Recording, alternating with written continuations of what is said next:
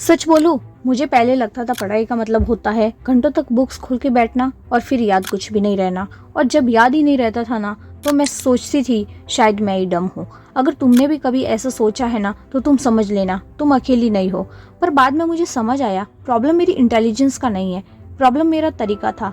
सुबह जब भी मैं पढ़ने बैठती थी ना, सबसे पहले फ़ोन हाथ में आ जाता था और सोचती थी यार 5 मिनट स्क्रॉल कर लेती हूँ, बाद में पढ़ाई करूंगी।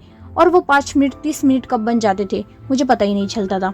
आज मैं तुम्हारे साथ ऐसी सीक्रेट 7 टिप्स बोलूंगी जो तुम्हें पढ़ाई में इंटरेस्ट भी बढ़ाएगा और तुम अच्छे से पढ़ाई कर पाओगी। तो टिप नंबर 1, पढ़ाई से पहले फ़ोन एकदम दूर रखो। साइलेंट भी नहीं, पूरी तरह से दूर। आज भी ये फॉलो करती हूँ। फिर मैं बुक खोलती थी और एक पेज फिर दूसरा पेज, पर आखिर लाइंस पढ़ रही होती थी और मेरा दिमाग कहीं और होता था। तब मुझे रियलाइज़ हुआ पढ़ने का मतलब फास्ट पढ़ना नहीं होता।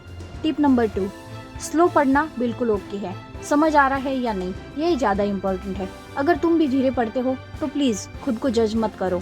मैं पहले सोचती थी सब एक साथ कंप्लीट करना पड़ेगा।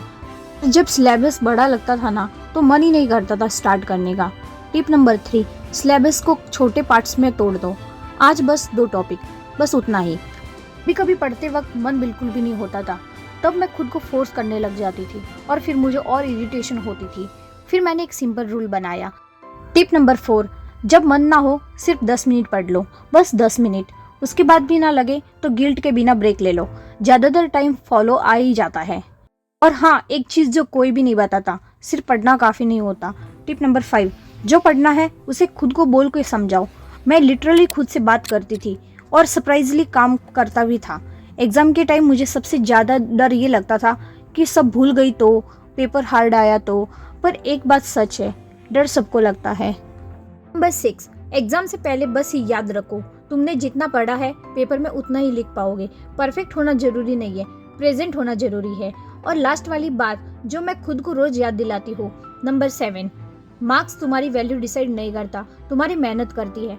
अगर आज का दिन परफेक्ट नहीं गया ना, तो खुद को बुरा बोलना बंद करो, कल फिर ट्राई करना। मैं भी वही करती हूँ। पढ़ाई रेस नहीं है, हर किसी की स्पीड अलग होती है। और अगर तुम यहाँ तक सुन रही हो ना, तो एक बात मैं बोलूँगी, तुम ऑलरेडी ट्राई कर रही हो और ऑनेस्टली मैं इस मोमेंट के लिए रेडी हूँ और तुम भी रेडी हो।